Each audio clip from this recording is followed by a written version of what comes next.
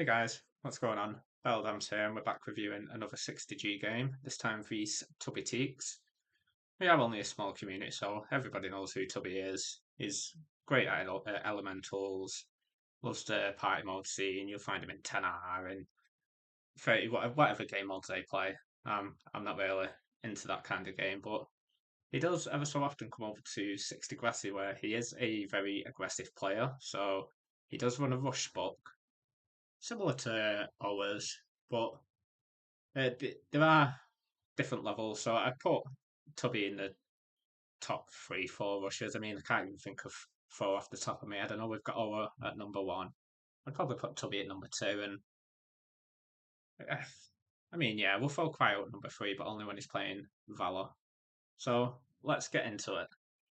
And click. So as you'd expect, he is going to come out off the bat, heavy on damage.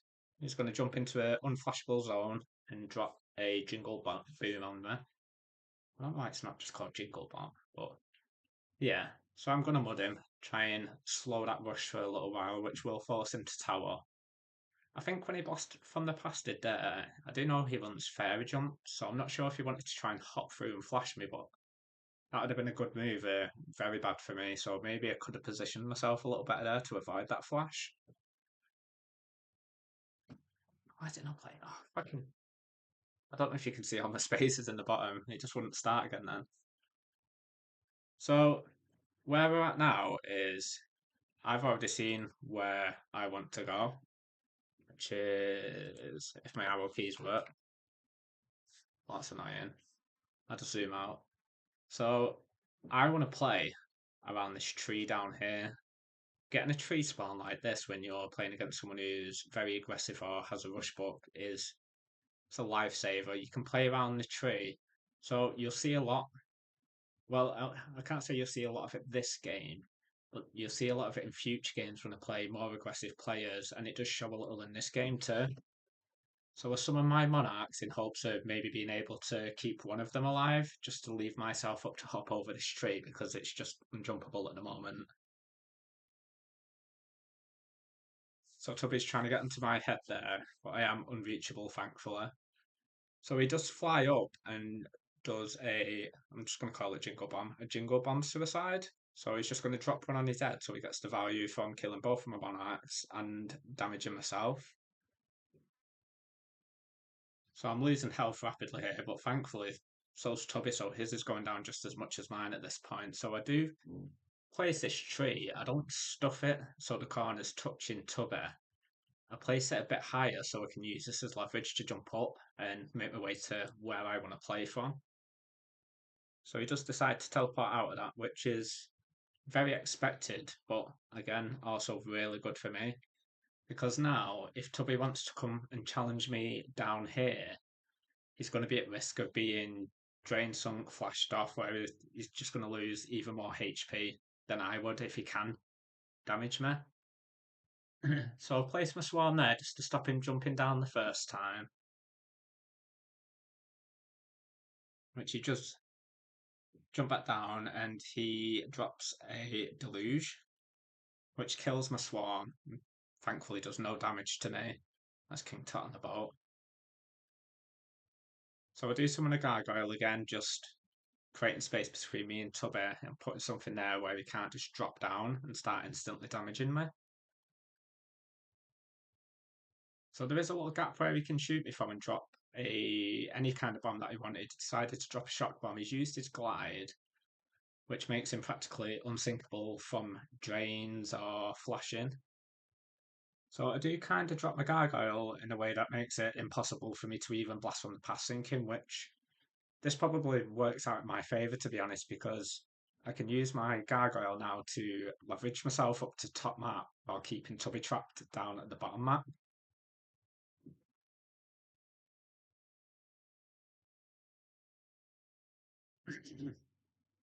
So he does decide to blast one past my gargoyle and whisper bomb it. And again, I'm just getting my monarchs out now because they're super value. You can get double drain, triple drain.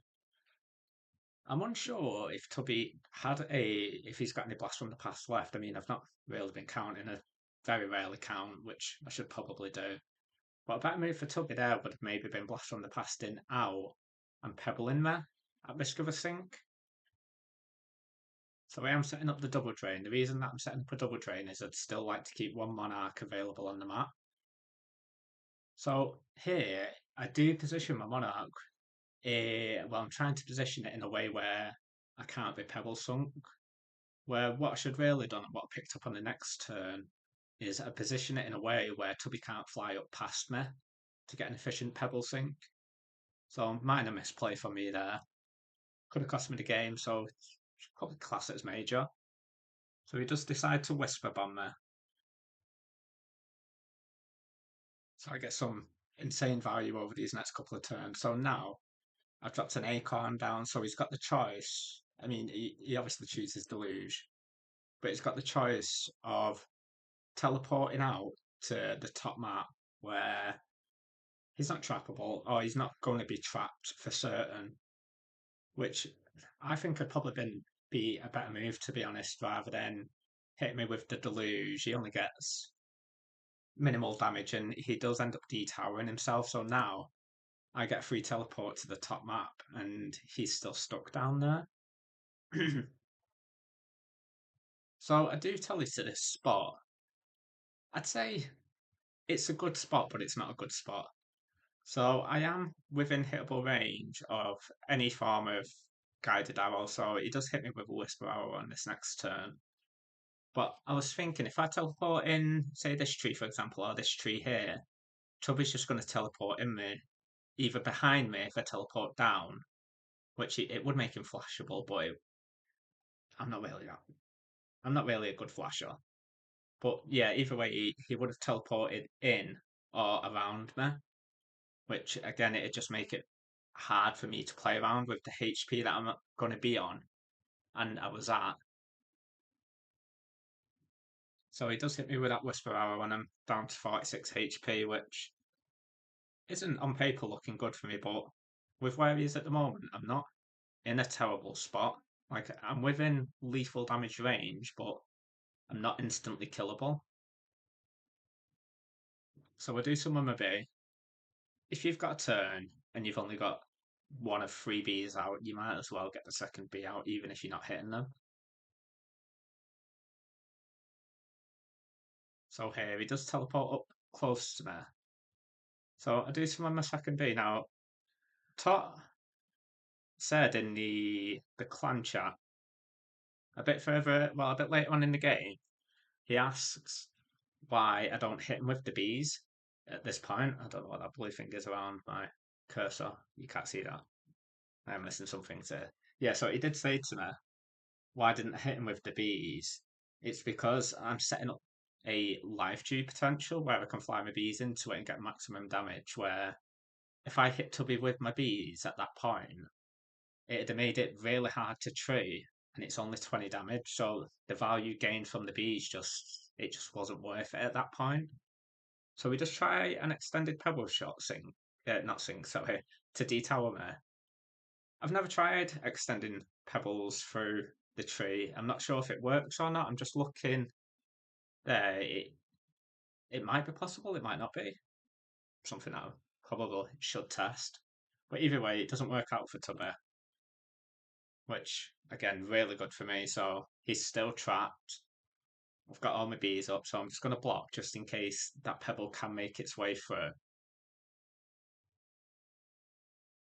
Yeah, my arrow keys aren't working for some. Oh, never mind, they're working. Or maybe it's because I was zoomed in or something.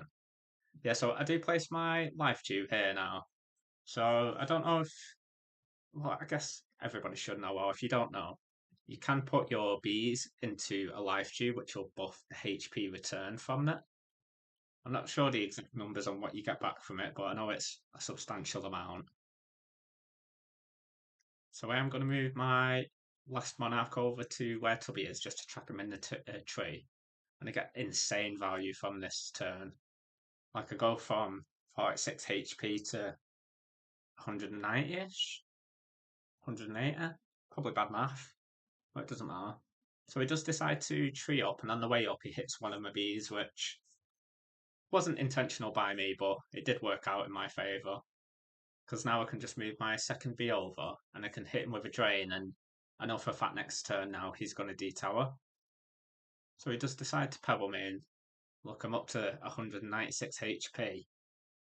In in his eyes, he's probably already thinking, well,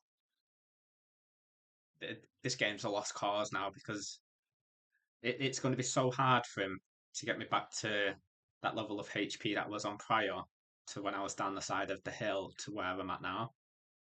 So another good tip: don't waste your time trying to jump up somewhere if you've got minions. Just use your minions. If you fail it once, twice, get your minion, level yourself. So I do drop a Mega Boulder, which finishes the game. I might be flashable here, but I don't think it does too much at this point. I mean, I don't go anywhere anyway. And I just clean up with a nice little flash.